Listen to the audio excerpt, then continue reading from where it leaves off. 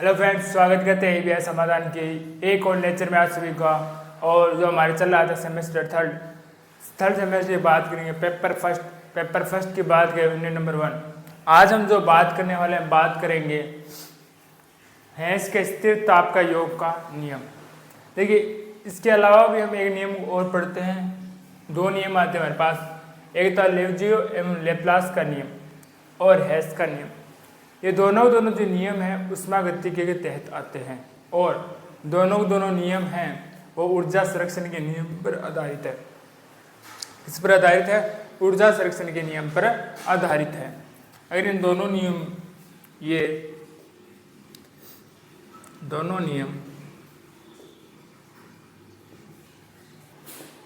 ऊष्मागतिकी में आते हैं तथा ऊर्जा संरक्षण पर आधारित है। दोनों जो नियम है वो ऊष्मागतिकी में आते हैं और दोनों नियम है ऊर्जा संरक्षण नियम पर आधारित है। पहले नियम की हम बात करते हैं, लेवजियो व लेप्लास का नियम क्या होता है। देखिए, यह नियम होता है, इस प्रकार से होता है, जब कोई यौगिक है, जब किसी यौगिक को हम वियोजित करते हैं अर्थात उसको हम दो टुकड़ों में तोड़ते हैं, तो उसके लिए जो वियोजन के लिए ऊर्जा की जो मात्रा होती है, उस मात्रा किसके बराबर होती है? जब यौगिक जिन तत्वों से बना होता है उसके लिए जितनी ऊष्मा मुक्त हुई थी उस ऊष्मा के बराबर होता है। ठीक है, देखते हैं। ये कोई तत्व है, तत्व ए, ये तत्व बी। ठीक है, इन दोनों तत्वों के मिलने से एक यौगिक ए बी बना था। ठीक है, और बनने से क्या हुई थी? मुक्त ऊष्मा। ठीक है, जब ये दोनों तत्व ए और बी बने तो इनसे क्या, जब यौगिक बना तो इससे ऊष्मा हुई थी मुक्त। अब इसी ए बी यौगिक को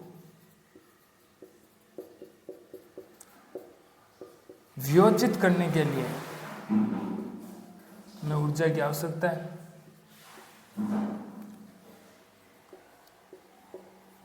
इससे क्या टूट जाए? तत्व ए वे तत्व बी के अंदर टूट जाए।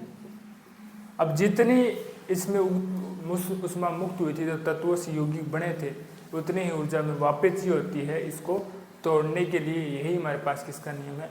लेप्लास व लेवजियो का नियम है। लेवजियो व लेप्लास का नियम यह है कि जब किसी यौगिक को आप वियोजित करते हो, उसके लिए जो आवश्यक ऊर्जा होती है उसका मान जब हमने तत्वों से यौगिक बनाया था उससे मुक्त ऊष्मा के बराबर होती है।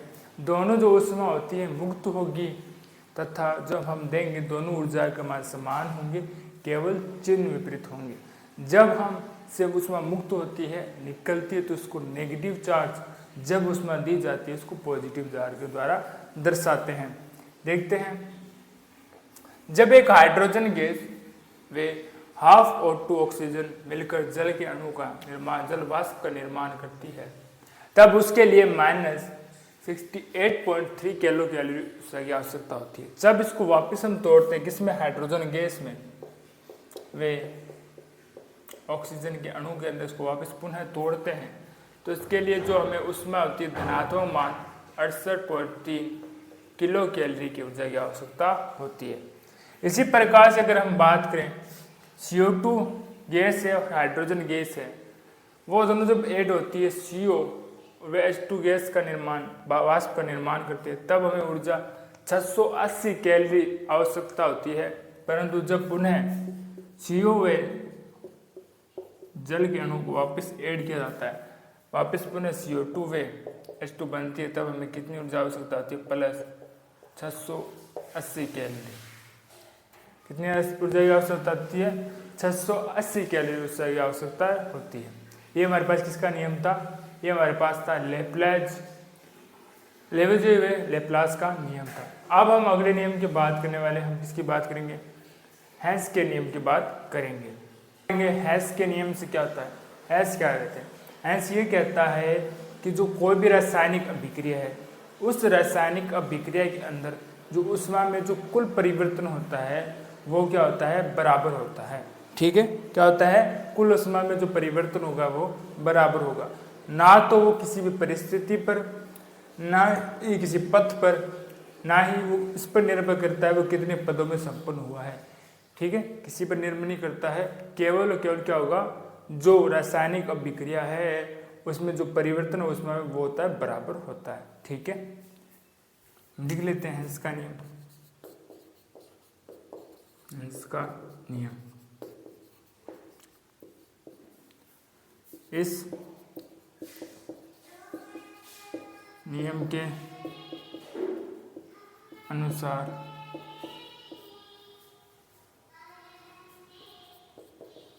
ऊष्मा में कुल परिवर्तन बराबर होता है, चाहे किसी भी परिस्थिति, चाहे किसी भी पद, कितने भी पदों में संपन्न हो, उन पर निर्भर नहीं करेगा। ठीक है, उन पर निर्भर नहीं करेगा, किसी भी पद में किसी भी पद पे संपन्न हो, किसी भी परिस्थिति के अंदर संपन्न हो, कितने पद पर संपन्न हो, उस पर ऊष्मा का मान निर्भर है नहीं करने वाला है। अब हम जैसे बात करते हैं, ये केवल किस पर निर्भर करता है, प्रारंभिक और अंतिम पथ पर। किस पर निर्भर करता है, प्रारंभिक और अंतिम स्थिति पर, परिस्थिति पर निर्भर करता है। ठीक है, कौन सा, ऊष्मा का मान। जैसे हम अगर बात करें, हम लेते हैं डेल्टा ई, जो क्या होता है, स्थिर आयतन पर, डेल्टा एच, ठीक है, जो क्या होता है, हमारे पास स्थिर दाब पर निर्भर करता है। ठीक है, यह केवल अंतिम वे प्रारंभिक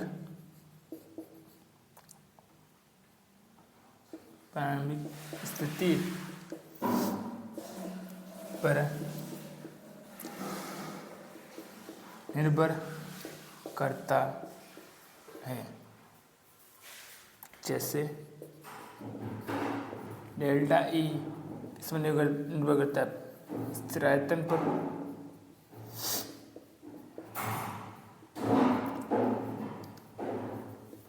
और डेल्टा एच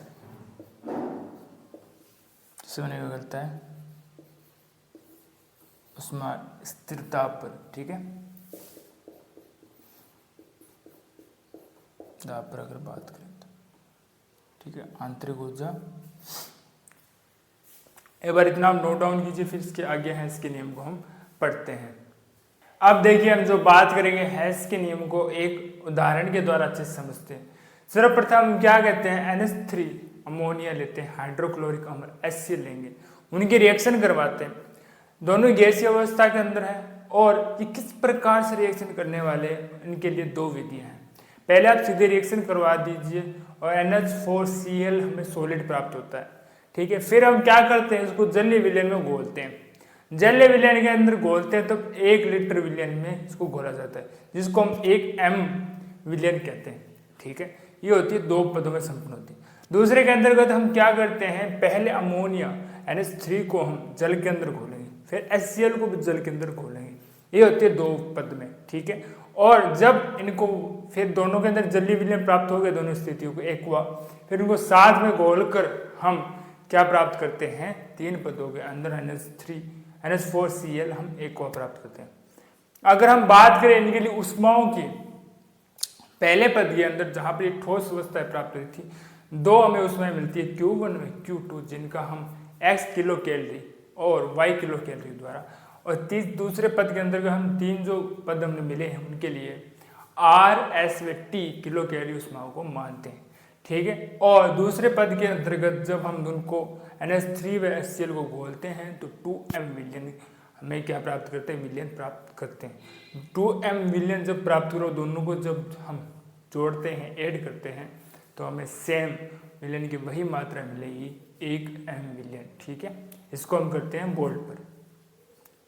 देखिए NH3 जो हमारे पास क्या था, गैस ये, ठीक है, और HCl ये भी हमारे पास क्या है, गैस। जब ऐड करोगे NH4Cl हमें सॉलिड मिलेगा। अब देखिए इसका भी हम क्या लेते हैं, 1 मोल लोगे, इन दोनों को क्या लेते हैं हम, 1-1 मोल लेते हैं।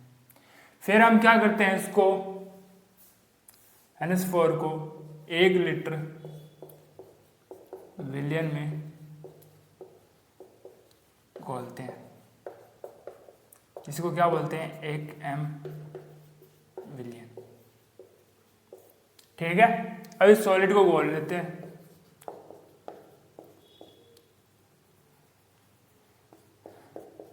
एक्वा के अंदर तो ये मिलेगा NH4Cl एक्वा।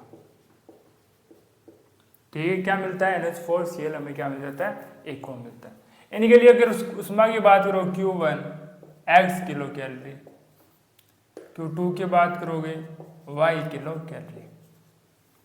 ठीक है, अब हम बात करते हैं दूसरी विधि की बात करोगे।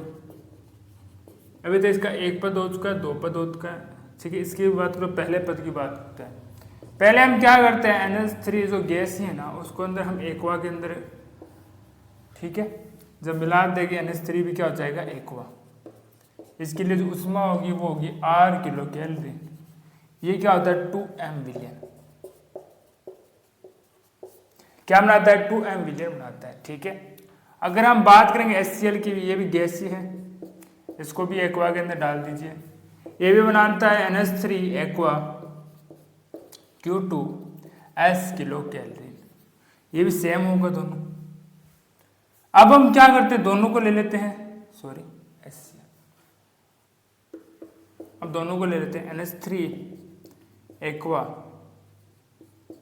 HCl aqua. जब रिएक्शन करवा देंगे तो मिलता है हमारे पास NH4Cl एक्वा। इसके लिए Q3 की उष्मा कितनी होती है, T किलो कैलोरी। ये बनाता है वापस 1m विलियन, 1 मोलता विलियन बनाता है। अब देखिए जो हम हेंस के नियम की बात, उस हेंस ने क्या कहा था कि जो रासायनिक अभिक्रिया में जो परिवर्तन होता है ना, उनके अंदर सारी उष्मा का क्या होता है, वो बराबर होती है। उष्मा क्या होगा, बराबर होता है। इसीलिए किसके बराबर होता है वो, Q उष्मा के बराबर। किसके बराबर होता है, Q के बराबर होता है। इसीलिए Q बराबर होता है x y r s t के इक्वल होगा। किसके इक्वल होता है, x y r s t के इक्वल होता है। किसके अनुसार, हेंस के नियम के अनुसार। चाहे वो कितने भी पदों संपन्न हो, किसी भी परिस्थिति के अंदर संपन्न हो, या किसी भी पद के अंदर संपन्न हो, सभी की जो उष्मा का योग होता है वो इक्वल होता है Q के। केवल वो प्रारंभिक और अंतिम स्थिति पर निर्भर करता है।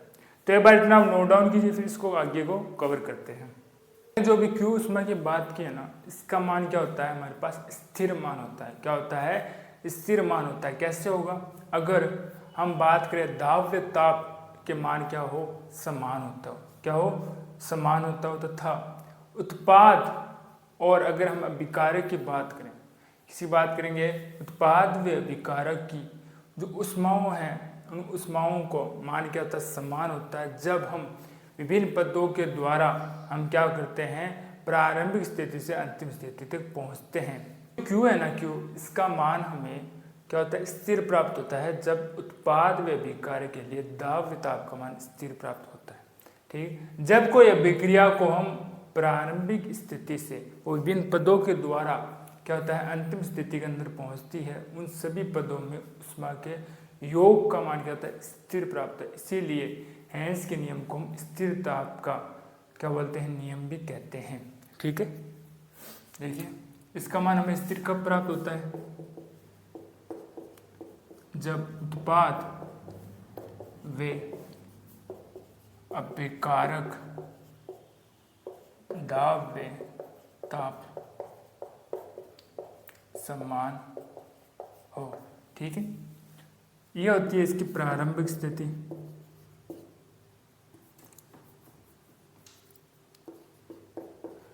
प्रारंभिक स्थिति ये होती है इसकी अंतिम स्थिति।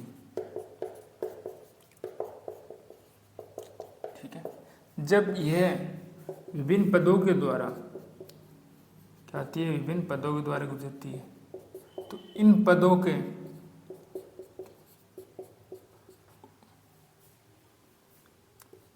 ऊष्मा का योग स्थिर रहता है, जिसे हम क्या कहते हैं, जिसे हेंस के स्थिर ताप योग, इसे क्या कहते हैं, हेंस के स्थिर ताप का योग का नियम कहते हैं। ठीक है, और इसका जो अच्छा सा वर्णन है वो आपको डायग्राम के रूप में स्क्रीन पर दिख जाएगा, अच्छे से उसको नोट डाउन कर लीजिएगा। ठीक है, और देख लीजिएगा। अब हम बात करेंगे हेंस के नियम के अनुप्रयोग। हेंस के नियम के अनुप्रयोग, इसके क्या क्या प्रयोग होते हैं, किस प्रकार से उपयोग है, उसके बारे में बात करने। तो हेंस का नियम का सबसे अच्छा उपयोग या अनुप्रयोग है वो है हम संभवन ऊष्मा को का परिकलन कर सकते हैं अर्थात ज्ञात कर सकते। किस प्रकार से ज्ञात करेंगे, कोई भी रासायनिक अभिक्रिया ना, उसके अंदर हम दहन ऊष्माओं को ज्ञात कर लें। दहन ऊष्माओं को हम ज्ञात कर हम किसका पता कर सकते हैं, संभवन ऊष्मा का। ठीक है, हम क्या करते हैं, हेंस के नियम से दहन ऊष्मा को ज्ञात करेंगे। ठीक है, दहन ऊष्मा ज्ञात करके हम किससे ज्ञात कर लेंगे, संभवन ऊष्मा ज्ञात कर लेते हैं। इससे क्या होता है कि जब हम ऊष्मा रासायनिक समीकरणों की बात करते हैं ना, किसकी बात करते हैं, ऊष्मा रासायन समीकरण की, तो आप उसको जोड़ सकते हो, घटा सकते हो, गुणा कर सकते हुए भाग कर सकते हैं। ठीक है, ऊष्मा रासायनिक जो समीकरण है, इक्वेशन है हमारे पास, उनको आप घटा सकते हैं, केमिकल रिएक्शन को घटा सकते हैं, जोड़ सकते हैं, गुणा कर सकते हैं और भाग कर सकते हैं, और संभवन ऊष्मा को ज्ञात कर सकते हैं। किसको ज्ञात कर सकते हैं, संभवन ऊष्मा को ज्ञात कर सकते हैं। अब देखिए हम जो बात करने वाले हैं, बात करेंगे स्थिर दाब व स्थिर आयतन पर अभिक्रिया, कि स्थिर दाब व स्थिर आयतन पर किस प्रकार से अभिक्रिया होती है, उसका किस प्रकार से प्रभाव पड़ता है। इसको लिए हम क्या करते हैं, एक समीकरण देखते हैं एंथैल्पी वाली, delta E equal to P D V. ठीक है, पहले हम क्या बात करेंगे, स्थिर दाब की बात करने वाले हैं। किसकी बात करते हैं, स्थिर दाब की। किसकी बात करते हैं, स्थिर दाब की बात करते हैं। अब देखिए कोई भी अभिक्रिया होती है ना, उसके अंतर्गत क्या होते हैं, एक तो होता है उत्पाद, क्या होता है, उत्पाद होता है, एक क्या होता है, अभिकारक। ठीक है, देखिए ये तो स्थिर दाब पर है, परंतु आयतन की हम अगर बात करें, किसकी बात करेंगे, आयतन का क्या प्रभाव रहता है। अगर उत्पाद या अभिकारक दोनों या हो द्रव या क्या होते हैं, ठोस हो। ठीक है, स्थिर दाब की हम कितनी बात करेंगे, स्थिर दाब पर हम एक एटमॉस्फेयर स्थिर दाब की बात करेंगे इस पर। ठीक है, प्रारंभ के अंदर मैं क्या करता हूँ, एक स्थिर दाब, एक एटमॉस्फेयर दाब की बात करता हूँ, जिसके अंदर निम्न प्रकार से अभिक्रिया हो रही है। ठीक है, अगर हम आयतन की बात करें, ठोस वे जो द्रव होते हैं ना, उनके लिए आयतन में कोई परिवर्तन नहीं होता है, अर्थात डीवी बराबर क्या होता है, वहां पर शून्य होगा। ठीक है, आयतन में परिवर्तन क्या होता है, शून्य, अर्थात डेल्टा डी बराबर क्या होता है, वहां पर 0। आयतन में परिवर्तन शून्य होता है, अर्थात जो आंतरिक ऊर्जा और हम एंथैल्पी के बारे में बात करते हैं, उनमें भी कोई परिवर्तन नहीं होता है। जैसा उनका मान है वही मान उसका बढ़ा रहता है। ठीक है, अगर इसमें बात करें, अगर मान रख दूं तो इस प्रकार से हमें प्राप्त है। ठीक है, लिख लेते हैं, डेल्टा एच एंथैल्पी वे आंतरिक ऊर्जा में कोई परिवर्तन नहीं होता है, कोई परिवर्तन नहीं होता है, जैसा मान है वही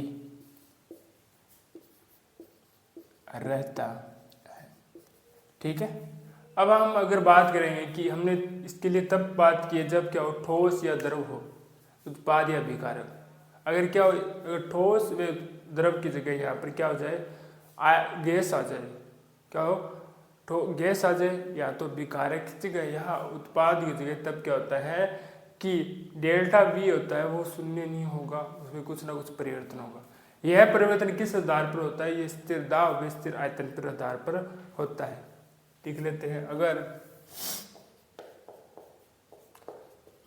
अभिकारक या उत्पाद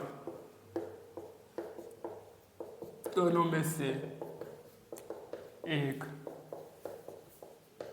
गैस का मोल हो तो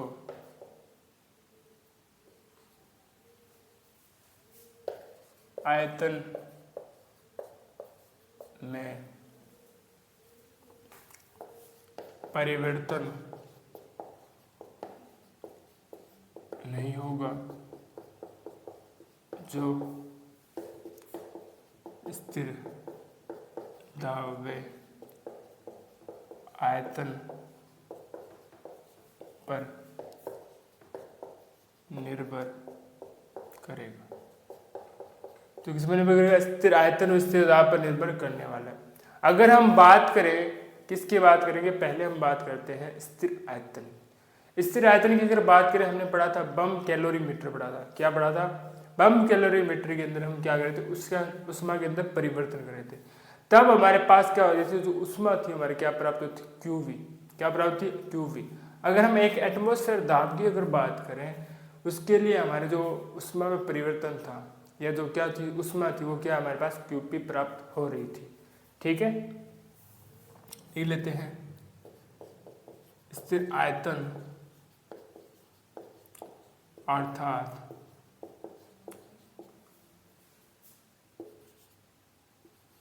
बम कैलोरी मीटर में उष्मा परिवर्तन क्या था, क्यूवी। क्यू बराबर क्या था, क्यूवी था। अगर हम बात करें स्थिर दाब की, एक एटमॉस्फेयर पर, तो क्यू बराबर क्या होगा, क्यूपी। क्यू बराबर क्या होता है, क्यूपी होता है। जैसा हमने ऊपर पढ़ लिया था, पहले पढ़ लिया था कि अगर गैस की जगह क्या हो जाता है, कोई द्रव या ठोस है, तो वहां पर आयतन में परिवर्तन कुछ नहीं होगा।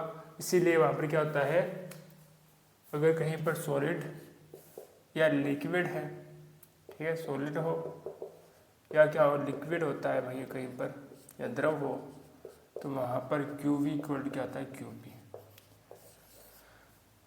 क्यूपी इक्वल क्या होता है, वहां पर क्यूवी आपको दिखाई देता है।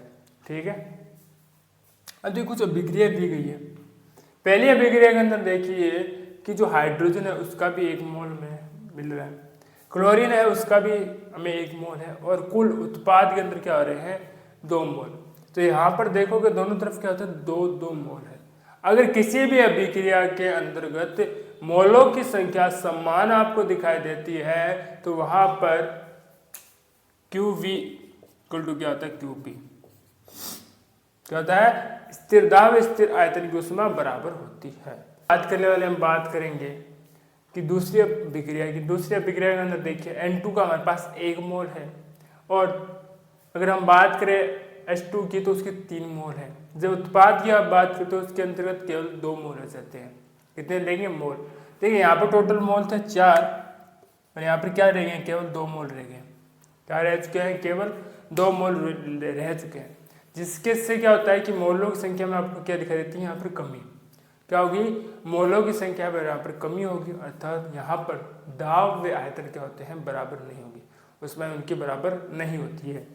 जब मोलों की संख्या में कमी आती है अर्थात होता है यहाँ पर आयतन में सिकुड़ित, आयतन क्या होता है, सिकुड़ जाता है। किस प्रकार से सिकुड़ता है उसकी बात करते हैं।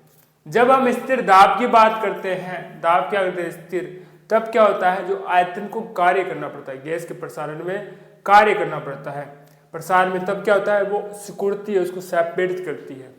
इसी कारण क्या होता है, यहाँ पर आपको क्या देखने मिलता है, QV का मान अधिक देखने को मिल जाता है QP से। ठीक है, देख लेते हैं यहाँ पर दूसरी अभिक्रिया की बात करेंगे तो आयतन सिकुड़ जाता है, स्थिर दाब पर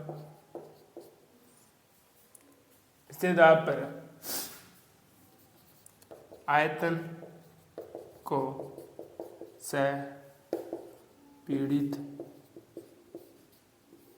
करने के लिए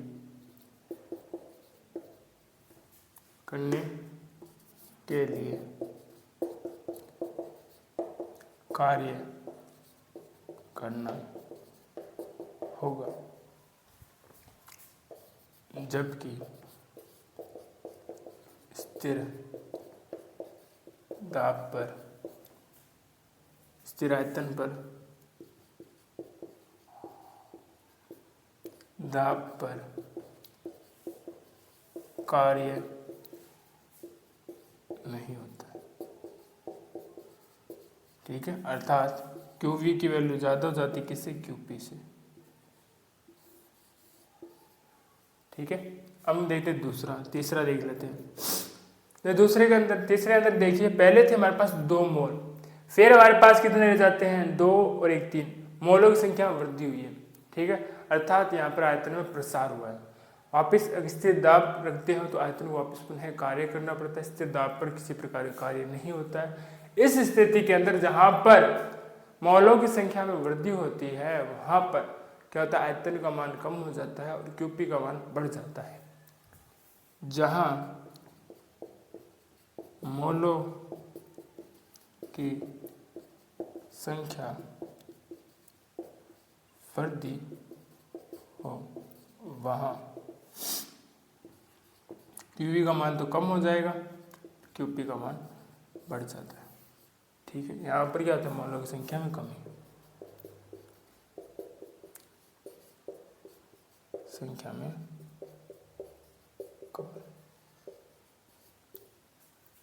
तो आशा करते हैं आज का लेक्चर आपको अच्छे समझ में आया होगा। फिर भी मेरे के अंदर कोई डाउट्स है तो कमेंट लिख दीजिएगा, आने वाले क्लास के अंदर उसका जरूर सलूशन दिया जाएगा। लगातार पढ़ते रहिए और रिविजन करते रहिए। मिलते हैं आपको एक और लेक्चर में, तब तक के लिए धन्यवाद।